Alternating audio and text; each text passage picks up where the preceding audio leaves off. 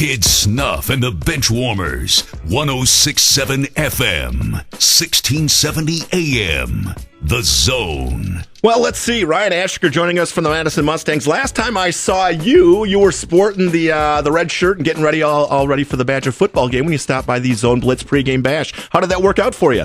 A lot of fun. It's the Red Zone's a great place, so it's nice to be able to stop out there, see you, Ebo, and the guys, and get to hang out for a while. Yeah, and we got some T-shirts we were hanging out, and you were spinning the prize wheel, and everybody having a good old time. Yeah, I think I landed on the shot of the cinnamon whiskey more than I should have.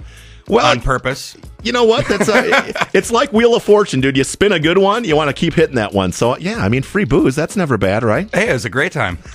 Ryan Asher, my guest of the Madison Mustangs, and it's been an interesting story so far. You guys wanted more competition, so you went from the Ironman Football League to the MSFL, and you're in the playoffs after getting a couple-week bye here, and you're hosting the Racine Threat, who did beat you 10-7 earlier in the season. But it wasn't so easy this year. You guys knew it would be more difficult. How about, Ryan, you fill us in a little bit about your history, how long you've been with the Mustangs, where you're playing nowadays, and then maybe talk a little bit about the ups and downs of this season. Yeah, not a problem.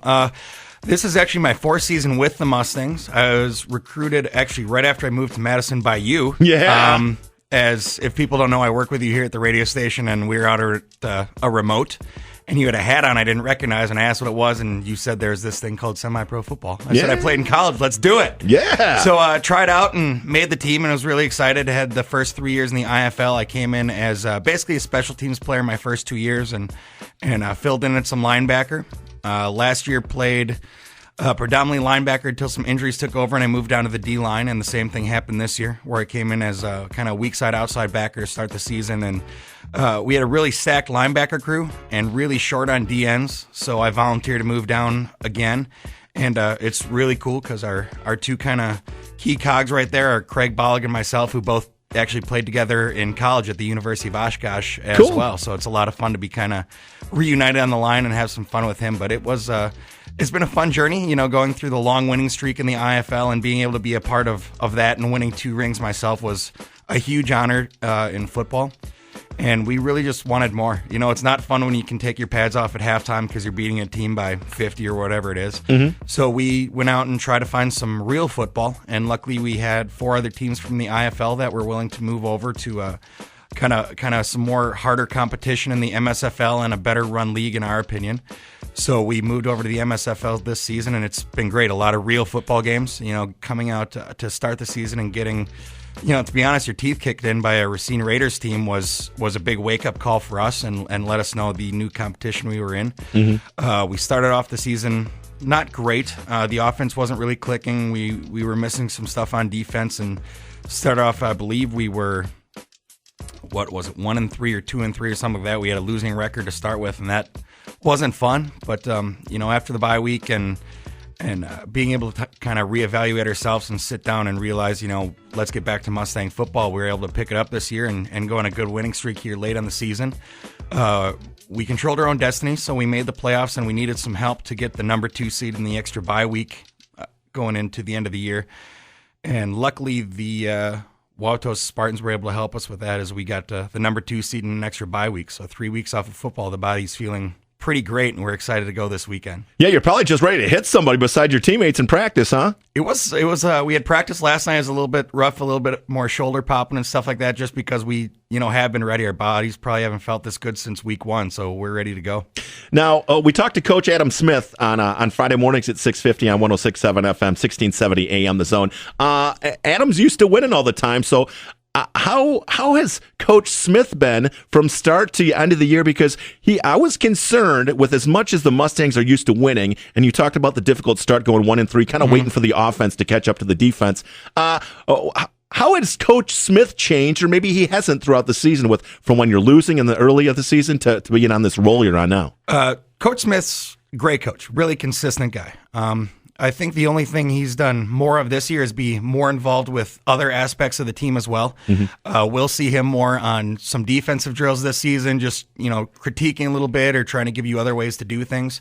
Whereas before, he really focused mainly just offensively and his receivers and quarterbacks and things like that. He still does that, 80-90% of the time, but just seeing him come over to the dark side once in a while to help us with some stuff is is kind of something new that he's done. Not that we really needed it. We've been on all year. Of course you have. Ryan Ashiker plays some defensive line. He'll play linebacker in a pinch, help on special teams, a little bit of everything for the Madison Mustangs. So let's talk about this Racine threat team. End of July, you played them, I believe in Racine, if I remember correctly, and you fell 10-7 to them. That was before the offense got rolling. What are some of the keys for you guys to beat the threat in this time? Because the loser goes home and gets to play golf for the rest of the fall, and I'm guessing you guys want to keep playing football. Definitely want to keep playing football. That was, how we broke our practice last night is let's be here next Tuesday. Mm-hmm. Otherwise, that was our last practice. They actually came here and beat us this season 10-7. It was a really hard-fought game, and we feel, and we still do that, we kind of shot ourselves in the foot on that.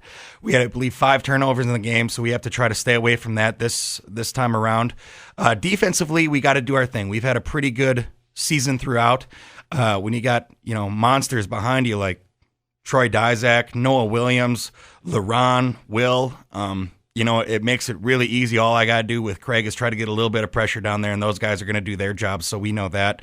But the big thing is smarter on special teams. Make sure we can't let them run out to the outside or get around us and do our job in coverage.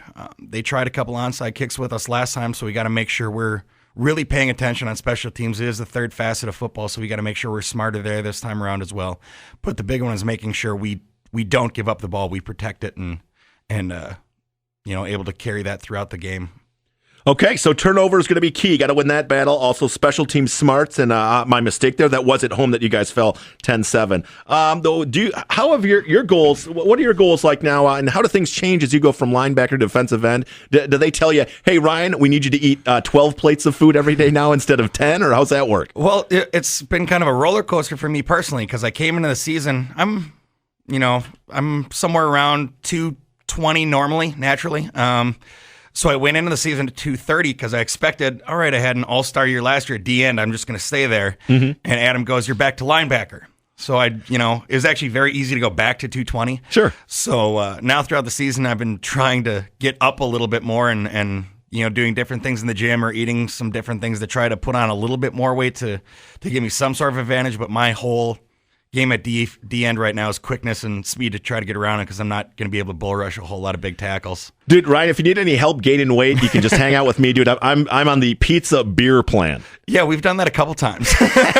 And we'll continue to do so. Well, Ryan, thanks for joining us. Best of luck against the Racine threat. MadisonMustangsFootball.com. I believe game time Saturday is at 6 p.m. at Middleton High School, right? 6 o'clock. It is fan appreciation night and parents' night. So it's going to be a great day. We're really looking forward to it. And we should have a lot of our folks from the Make-A-Wish Foundation out there, too, to do some great stuff with us again this year. All right, the Madison Mustangs always doing big things in the community, and they hope to keep playing football in the MSFL. It's not the only game going on Saturday night. It'll cost you almost nothing to go to this game. It's a great family event. Check out the threat and the Madison Mustangs at Middleton High School. MadisonMustangsFootball.com has more. Ryan, thanks so much for your time, and good luck on Saturday. Hey, thanks a lot for having me in, guys. Stangs up. Let's go. All right, Action Zone with Joe Miller is next on The Zone.